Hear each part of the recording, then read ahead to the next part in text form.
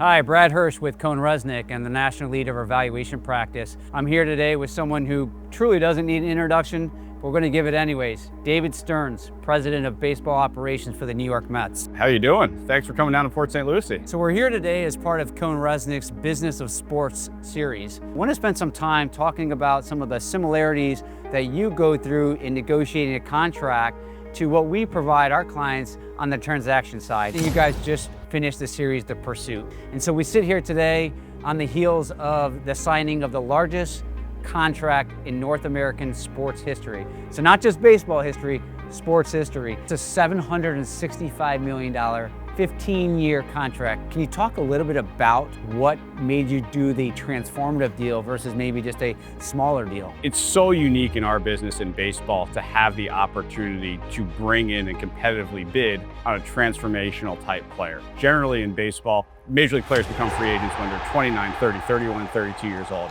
Here we had a case where we have an elite player who became open to competitive bidding at the age of 25. We knew we had to put our best foot forward. And where we are as an organization where this was the right moment for us to do something that's really unprecedented in baseball history. You talked about the right moment, going after that transformational talent. Let's kind of move forward into the valuation model.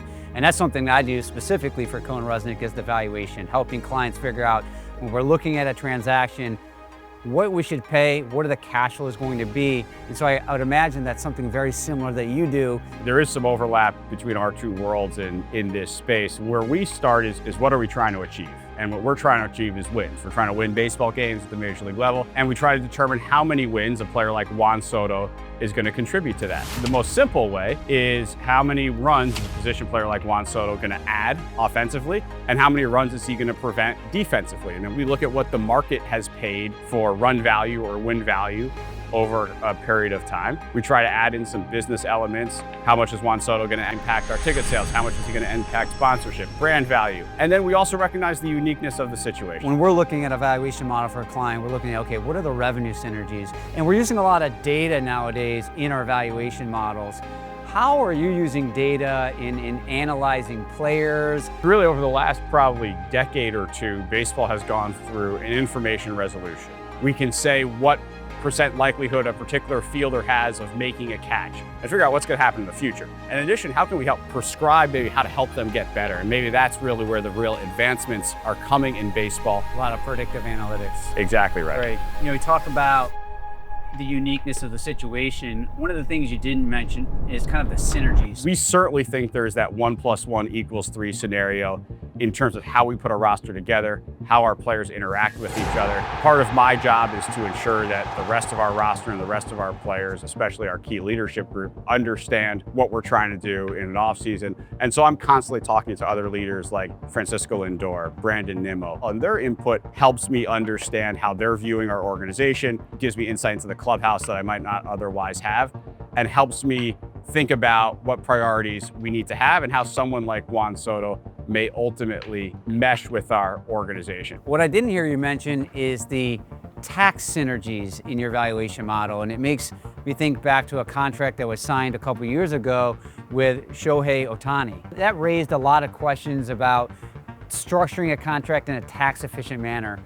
Can you talk about how that comes into play in the contracts that you signed for the Mets organization? There have been certain contracts that we've structured here, perhaps not quite as famous as Shohei Ohtani, where we have structured in very tax beneficial ways, both for the player and club. And we're dealing with taxes for players in a high tax state. We're also dealing with taxes for the club. And some of these contract structures, by having very significant deferrals, benefit both the club and the player. This works for athletes who have significant cash flow outside of their salaries from baseball. Right? From the club perspective, we can discount the present value of our salaries and therefore our tax obligation via deferred payments. In a higher interest rate environment, it's something that more and more clubs are taking advantage of. It's great to hear about the valuation model, but what we know in our experience is the most difficult part is yet to come. So as part of our Value 360 practice, we help clients integrate that transaction after they sign that big contract, after they've acquired that company. So can we talk a little bit about Now that you've signed this contract, how do you get Juan integrated into the overall Mets organization so that we can unlock all those inputs that went into your valuation model? Maybe you can spend some time on that. Yeah, it really starts during the actual pursuit and recruitment process for the player. We had a couple of very well publicized meetings that were hosted by our owner, Steve Cohen. Once you actually sign the player, it's meetings with our major league manager.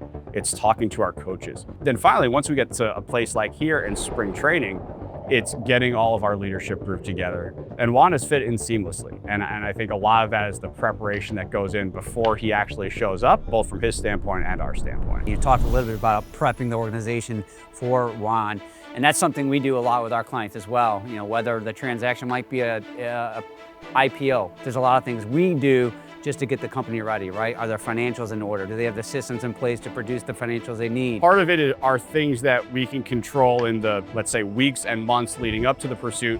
Part of it is things that the organization has been working on for maybe a year or multiple years. In order to sign a player like Juan Soto and do a deal like that, you have to put your organization in a place where it's an attractive deal-making partner, and it's an attractive place for a premium player to come. And that can take months, years to put together. And we were fortunate and worked hard to come off of a season where we had a successful season. We got to the National League Championship Series. And I think Juan recognized that our organization is headed in the right direction. Hopefully the audience has been able to see kind of the similarities you go through in signing a contract like Juan Soto and some of the support we provide our clients on the transaction side. Maybe what's left is what's next for the Mets. Our expectations are very high, and they should be very high, and it's to produce championship caliber play and championship caliber competitiveness. And ultimately, we're not going to be satisfied until we win a World Series. Steve made that very, very clear from his opening press conference. I hold those same aspirations. I think our players, and certainly Juan Soto, hold those same aspirations, and that's what we're here to do. Well, thank you for having me here in Florida and being part of CohnReznick's Business of Sports series.